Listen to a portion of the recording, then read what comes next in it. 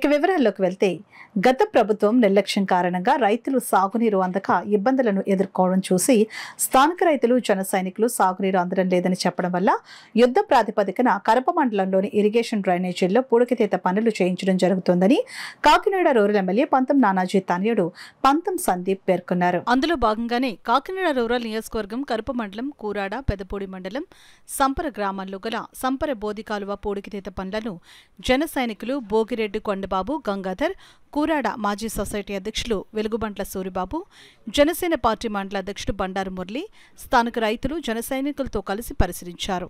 ఈ పూడికతీత పనులను త్వరితగతిన పూర్తి చేయాలని సూచించారు.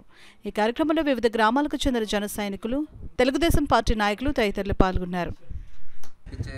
క్రమంలో రైతులు ఏదైతే ఈ కాలం నష్టపోకూడదని చెప్పి ఇమీడియట్గా 18వ తారీఖున రైతులు అప్రోచ్ అయితే మనల్ని 19వ తారీఖునే మనం ఇమీడియట్గా సొంత నిధులతో మెషిన్ని ఇక్కడ ఏర్పాటు చేయడం జరిగింది. దగ్గర 8,700 చిల్లర ఎకరాలకి గాను సరిపడా ఈ కాలువ పూడికతీతలను అయితే మనం చేపట్టడం జరిగింది. ఆ రోజు నుంచి ఈవేళ వరకు. ఈవేళతో కరప మండలం పూర్తవుతుందండి ఈ పూడికతీతల కార్యక్రమం. తక్షణమే మనం రూరల్ మండలంలో కూడా కొన్ని గ్రామాల్లో ఇదే సమస్యతో ఎదురవుతున్న వలన రేపటి నుంచి కాకినాడ రూరల్ మండలంలో కూడా ఇదే కార్యక్రమం చేపడతాం. ఏదైతే మనకు నిధులు కూడా కేటాయింపబడి అవన్నీ వచ్చే వరకు కూడా ఈ కార్యక్రమం నానాజీ గారే ప్రత్యక్ష పర్యవేక్షణతో చేయబోతా ఉన్నారని కూడా తెలియజేస్తాం.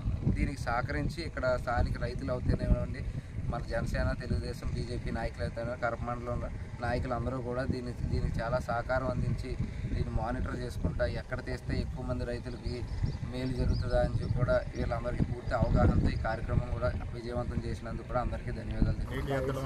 నానాజీ గారి దగ్గరికి వెళ్ళడం జరిగింది. బాగా దొరకడం జరిగిందండి. సమస్య గురించి రైతులందరూ నానాజీ గారి దగ్గరికి వెంటనే ఎమ్మెల్యే గారు హామీ ఇచ్చారు. మాకు హామీ ఇచ్చి సొంత నిధులు లేకపోయినా నేను సొంత నిధులతోటి నిన్న వర్క్ స్టార్ట్ చేయడం జరిగింది. దీని తరఫున రైతుల తరఫున చాలా ఆనందంగా వ్యక్తం చేస్తున్నాను. ఈ మార్కెట్ ఇంచుమించుగా 6,000-7,000 ఎకరం ఉంటుందండి. దూరాడ, వాకాడ, ఏములవాడ, వలసపాకలో కాండాలు కూడా ఉంది. ఈ కాలం మీద ఇప్పుడే నార్మల్ వేశారు. నార్మల్ ఇబ్బంది లేకుండా చాలా సంతోషంగా నానాజీ గారికి మన సందీప్ గారు కూడా ఆ రోజు సందీప్ గారు ఆడుకోవడం జరిగింది. ఆయన కూడా హామీ ఇచ్చారు. అందరికీ సంతోషంగా నానాజీ గారికి, ఎమ్మెల్యే నానాజీ గారి సందీప్ గారికి రైతుల తరఫున నేను శుభాకాంక్షలు తెలుసుకున్నాను. అందరికీ రైతులకి వాళ్ళ కష్టాలు వెంటనే తెలుసుకుని వాళ్ళకి మిషన్ పెట్టి వాళ్ళకి నీరు వెంటనే దిగేలాగా చేశారు. అంతేకాదండి, మొన్న చూసిన ధాన్యానికి 3 నెలలు అయింది. ధాన్యం చూసి దానికి కూడా డబ్బులు రాకపోతే ఆ 3 నెలల డబ్బులు నానాజీ గారు వెంటనే ఫోన్ చేసి, అధికారులు ఫోన్ చేసి వెంటనే ఆర్బీఐ కేంద్రాల ద్వారా 4,41,30,448 రూపాయలు నిన్న మొన్న అకౌంట్లో రైతుల అకౌంట్లో పడింది. 333 మంది రైతులకి అకౌంట్లో పడింది. 433 రైతులకి అకౌంట్లో పడింది.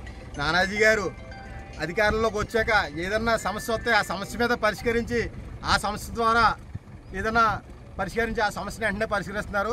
రైతులు కానీ మన ప్రజలు కానీ చాలా ఆశీర్వాదం చేస్తున్నారు. ఇలాంటి నాయకుడిని ఎన్నుకున్నందుకు మాకు చాలా సంతోషంగా ఉందని చెప్పి, ఆనందంగా ఉన్నారని చెప్పి